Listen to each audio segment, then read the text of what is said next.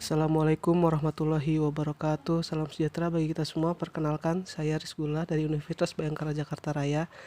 Di video kali ini saya akan mempresentasikan SCM dengan tema Inventory in Supply Chain yang ada di buku Sandel, Chopra and Mendel. Baik, pertama-tama saya ingin bertanya, apa sih itu inventory? Inventory adalah persediaan dalam bahasa Indonesia. Persediaan kaitannya dengan aktivitas logistik sebuah perusahaan. Merupakan suatu kegiatan yang menyediakan stok bahan baku atau barang setengah jadi ataupun barang jadi demi kelancaran proses produksi dan pemenuhan permintaan pelanggan.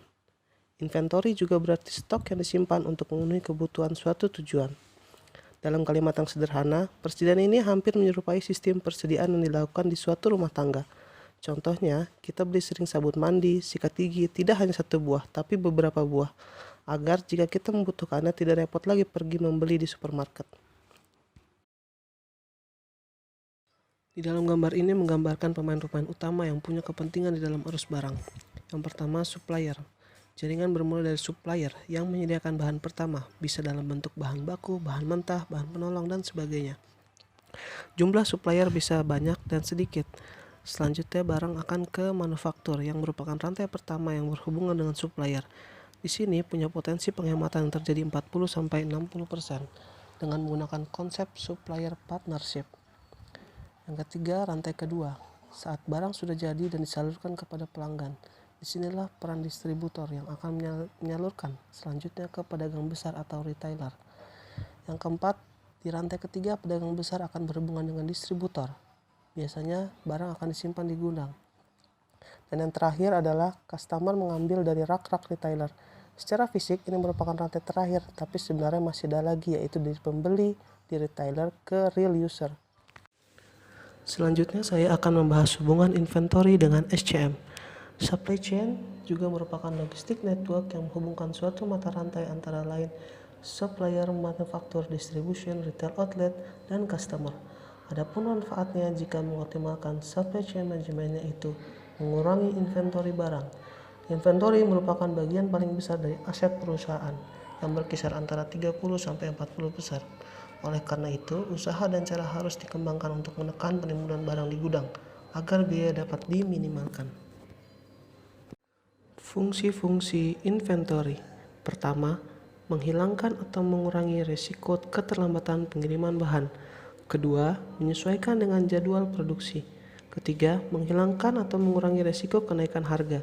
Yang keempat, menjaga persediaan bahan yang dihasilkan secara musiman. Yang kelima, mengantisipasi permintaan yang dapat diramalkan. Yang keenam, mendapatkan keuntungan dari quantity discount. Dan yang terakhir, komitmen terhadap pelanggan. Peranan inventory. Peranan inventory adalah untuk menemukan tahap yang seimbang antara biaya perusahaan dan biaya yang dibutuhkan untuk pengadaan, penyimpanan, sehingga tercapai tingkat inventory optimal dan biaya seminimal mungkin. Selain itu, secara spesifik, peran inventory adalah mengantisipasi kalau barang datang terlambat, antisipasi saat supplier mengirim barang yang tidak sesuai, antisipasi bahan baku musiman, dan terus memenuhi kebutuhan pelanggan serta mengoptimalkan kinerja mesin. Kerangka berpikir tentang persediaan di dalam manajemen perusahaan. Ada kerangka yang berpikir yang salah yang banyak dianut oleh manajemen perusahaan, yaitu bahwa persediaan dianggap sebagai aset perusahaan. Pernyataan bahwa persediaan dianggap sebagai aset perusahaan adalah pernyataan yang salah. Beberapa faktor yang membuktikan inventory bukan aset. Yang pertama, produk life cycle atau produk semakin pendek. Yang kedua, besarnya biaya yang dikeluarkan untuk persediaan. Yang ketiga, konsep perusahaan yang mengandalkan penuh pada persediaan yang dapat berakibat buruk. Role of inventory in supply chain atau aturan inventory dalam supply chain. Pernyataan pertama, peran persediaan dalam rantai pasokan memahami rantai pasokan. Permintaan melebihi jumlah tersedia. Pernyataan kedua, kelebihan jumlah yang tersedia melebihi persediaan. Maka goals atau tujuannya adalah jumlah pasokan dan permintaan akan sama atau matching. Berdasarkan fungsinya, persediaan dibagi menjadi 3, yaitu pertama, lot size inventory, kedua, fluctuation stock, ketiga, anticipation stock. Lot size inventory. Lot size inventory adalah persediaan yang diadakan karena kita membeli atau membuat bahan atau barang-barang dalam jumlah yang lebih besar daripada jumlah yang dibutuhkan pada saat itu. Cara ini dilakukan dengan tujuan memperoleh diskon atau potongan harga karena pembelian dalam jumlah besar dan memperoleh biaya pengangkutan per unit yang rendah. Fluctuation stock. Fluctuation stock adalah persediaan yang diadakan untuk menghadapi fluktuasi permintaan konsumen yang tidak dapat diramalkan sebelumnya, serta untuk mengatasi berbagai kondisi yang tak terduga, seperti terjadi kesalahan dalam peramalan, kesalahan waktu produksi, maupun kesalahan pengiriman. Anticipation stock. Anticipation stock adalah persediaan yang diadakan untuk menghadapi fluktuasi permintaan yang dapat diramalkan berdasarkan pola musiman yang terdapat dalam satu tahun dan untuk menghadapi penggunaan, penjualan, atau permintaan yang meningkat. Faktor yang mempengaruhi persediaan.